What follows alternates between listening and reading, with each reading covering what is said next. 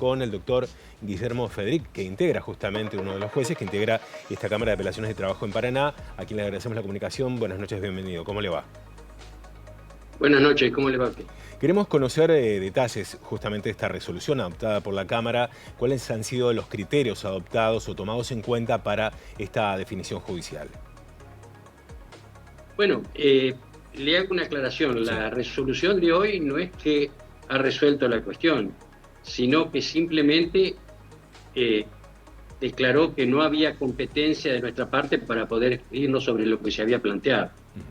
Porque esto tiene su origen en un proceso anterior que se inició el principio de este año y en el cual intervino inicialmente el Juzgado Federal de Capital Federal, un juzgado federal, y que resolvió ante un planteo de una acción de amparo que había presentado la Unión Tranviarios Automotor, resolvió en su primer momento desestimar como vía apropiada el amparo porque había muchas pruebas que ameritaban merituarse y en el marco del amparo no da para evaluar todas las pruebas, y consecuentemente ordinarizó el proceso y dispuso, dentro de lo que se había pedido cuando se hizo el planteo original, una medida cautelar pidiendo de que hasta tanto se resolviera, no se mantuviera la relación de dependencia de todo el personal que trabajaba en ERSA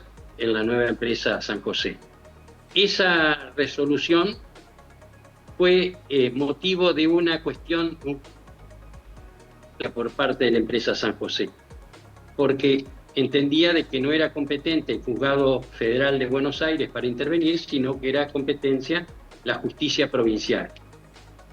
La competencia la plantearon en Buenos Aires aduciendo un conflicto colectivo.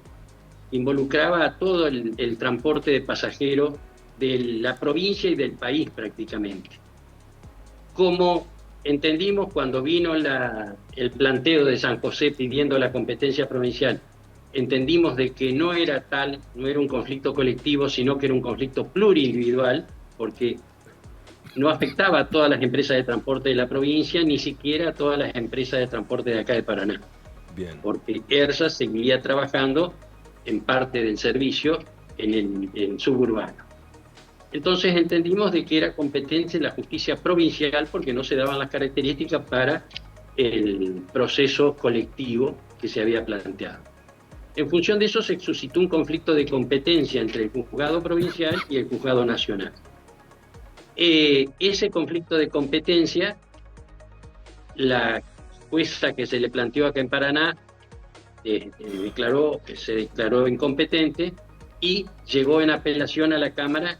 Bien. Y nosotros resolvimos en el mes pasado, en marzo del mes pasado, resolvimos que era competencia provincial. El conflicto era competencia provincial porque no se daban las características de un conflicto colectivo, sino un conflicto plurindividual, o sea, de multiplicidad de actores, sí, pero con una cuestión propia. Doctor, esa resolución claro, sí, motivó de que se enviara al Juzgado Federal y el Juzgado Federal dispuso, como correspondía, la elevación a la Corte de Justicia de la Nación para... Bien, doctor, sí, eso ha quedado claro. Básicamente la pregunta concreta es, la resolución que se ha dado a conocer en las últimas horas implica que hasta tanto no se dé esa resolución de la Corte Suprema de Justicia de la Nación, los choferes no están, o la empresa no está obligada a tomar a los choferes en la empresa, esta resolución que había quedado así pendiente en el medio de la disputa de jurisdicciones.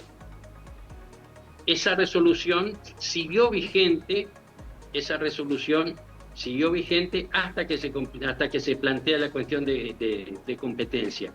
Cuando se plantea la cuestión de competencia, el Código de Procedimientos Nacional establece que cuando se plantean este tipo de cosas, los procesos quedan suspendidos y consecuentemente todas las actividades que se han realizado quedan en un estado de stand-by. Bien, o sea que consecuentemente ahora... la medida cautelar cayó en aquel momento. No ahora solo resta la decisión de la Corte entonces. Exacto. Bien. Y resulta que la UTA plantea ante el propio juzgado un recurso pidiendo que se revea esa decisión de suspender la medida cautelar y se declare que se encontraba vigente. El juez le rechaza el planteo, el juez nacional le rechaza el planteo, diciendo que él ya había perdido la jurisdicción y consecuentemente no podía intervenir. La UTA va en queja ante la Cámara Nacional y la Cámara Nacional le declara abstracta la cuestión, pero dice que en virtud de que la medida cautelar había sido tramitada por vía de incidente y no en el proceso principal, que es lo que se suspendía, ellos podían intervenir, cosa que no es cierto. La medida cautelar fue dictada en el proceso principal, porque fue un solo planteo cuando se hizo el amparo. Bien. Consecuentemente, esa medida sigue vigente. Nosotros, cuando viene acá el planteo para que le notifiquemos a UTA que esa medida seguía vigente, le dijimos no podemos expedirnos porque ya no tenemos jurisdicción. Bien.